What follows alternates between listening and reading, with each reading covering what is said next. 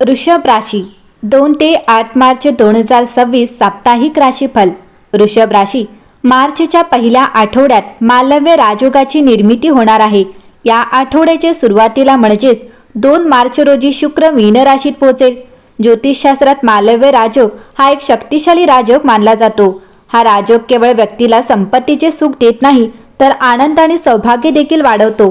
ज्योतिषशास्त्रीय गणनेनुसार या आठवड्याच्या सुरुवातीला मालव्य राजयोगामुळे वृषभ राशीला भाग्य लाभेल, तसेच शुभ कार्यांवर पैसे खर्च करण्याची शक्यता असेल।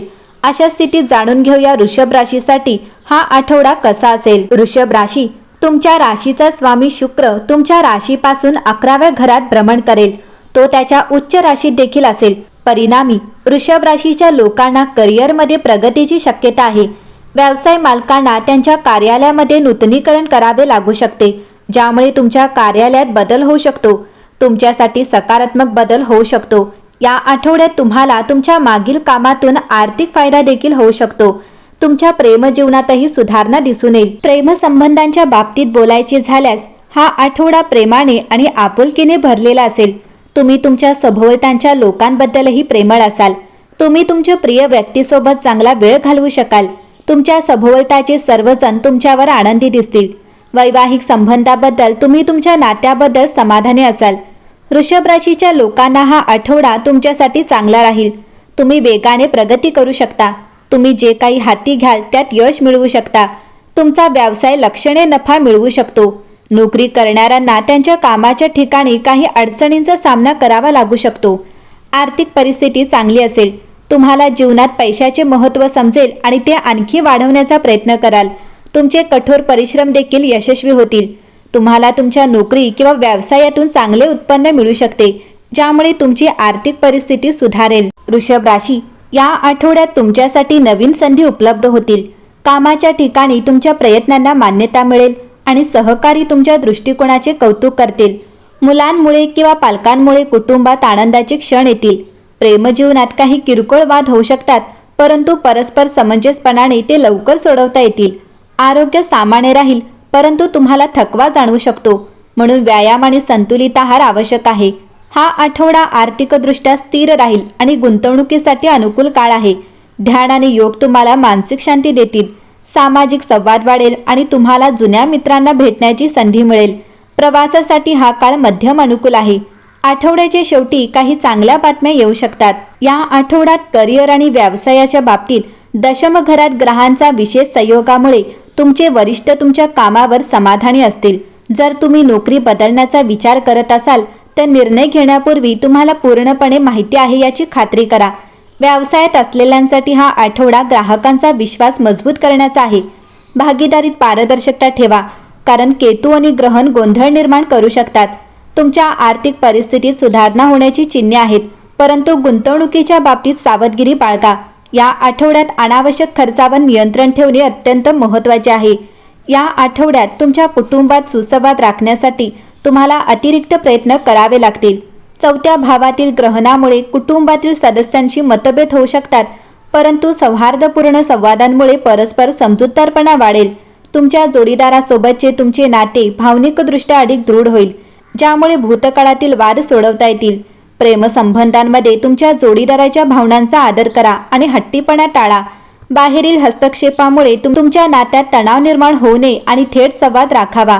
या आठवड्यात तुम्हाला काही सावधानताही बाळगाव्या लागतील।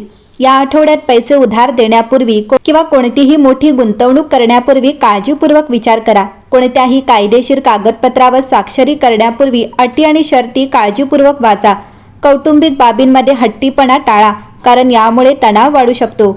या आठवड्यात दर शुक्रवारी देवी लक्ष्मीची पूजा करा आणि पांढरी मिठाई अर्पण करा। गाईला हिरवा चारा खाऊ घाला आणि ओम श्री महालक्ष्मी नमः या मंत्राचा जप करा। एकंदरीतच पाहता या आठवड्याची सुरुवात वृषभ राशीच्या लोकांना मानसिक दबाव आणि अस्वस्थतेच्या टप्प्यातून बाहेर पडून होते। सुरुवातीचे दिवस संयमाची आवश्यकता असते, कारण जबाबदाऱ्या विशेषतः काम, आर्थिक किंवा कुटुंबाशी संबंधित जड वाटू शकतात। तुम्हाला वाटेल की प्रगती अपेक्षेपेक्षा कमी आहे आणि यामुळे अंतर्गत तणाव निर्माण होऊ शकतो। तथापि हा टप्पा तात्पुरता आहे आणि शिस्तबद्ध आणि स्थिर राहण्याची आठवण करून देतो। भावंड, शेजारी किंवा जवळच्या ओळखीच्या लोकांकडून मिळालेला पाठिंबा आत्मविश्वास पुनर्संचयित करण्यास मदत करतो. कामाचा ताण कठीण वाटत असला तरी चिकाटी हळूहळू स्पष्टता आणेल. आठवड्याच्या मध्यात प्रवेश करत असताना एक लक्षणीय बदल घडतो. भावनिक स्थिरता सुधारते आणि कौटुंबिक संवाद आणि सामाजिक सहभागातून आनंद परत येतो. तुम्ही एखाद्या कौटुंबिक मेळाव्यात, सामाजिक कार्यक्रमात किंवा उत्सवात सहभागी होऊ शकता, ज्यामुळे तुमचा मूड उंचावेल आणि बंध मजबूत होतील. या काळात आर्थिक समाधान वाढेल आणि तुम्हाला पालकांकडून किंवा कौटुंबिक स्रोतांकडून पैसे मिळू शकतात. घर, मालमत्ता किंवा घरगुती आरामाशी संबंधित बाबी महत्त्वपूर्ण बनतात आणि घरगुती वस्तू खरेदी करण्यासाठी किंवा नूतनीकरणाचे नियोजन करण्यासाठी अनुकूल परिस्थिती निर्माण होते. तुमच्या आईसोबतचे तुमचे नाते सहाय्यक आणि संगोपनशील राहते. आठवड्याचा शेवटचा भाग नवीन ऊर्जा, आत्मविश्वास आणि आशावाद घेऊन येईल. तुम्हाला अधिक आत्मविश्वास वाटेल आणि जबाबदाऱ्या सहजतेने हाताळण्यास सक्षम व्हाल. उत्पादकता वाढेल आणि तुम्ही मानसिकदृष्ट्या हलके वाटाल.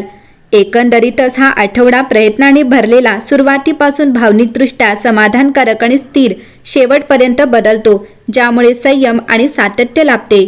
या आठवड्यात शिक्षण आणि करिअरच्या बाबतीत हळूहळू पण स्थिर सुधारणा दिसून येत आहे. सुरुवातीला विद्यार्थ्यांना मानसिकदृष्ट्या अस्वस्थ वाटू शकते किंवा शैक्षणिक अपेक्षांमुळे दबाव येऊ शकतो. एकाग्रतेसाठी अतिरिक्त प्रयत्न करावे लागू शकतात, परंतु चिकाटीमुळे सकारात्मक परिणाम मिळतात. कामात दिरंगाई टाळा, कारण सातत्य यश देईल आणि आठवड्याच्या शेवटी चैतन्य आणि उत्साह पूर्णपणे परत येईल. संतुलित जीवनशैली राखा आणि अतिश्रम टाळा. भावनिक शांतता आणि शारीरिक शिस्त एकत्रितपणे शाश्वत कल्याण सुनिश्चित करते. एकंदरीतच पाहता वृषभ राशीसाठी हा आठवडा उत्तम असेल.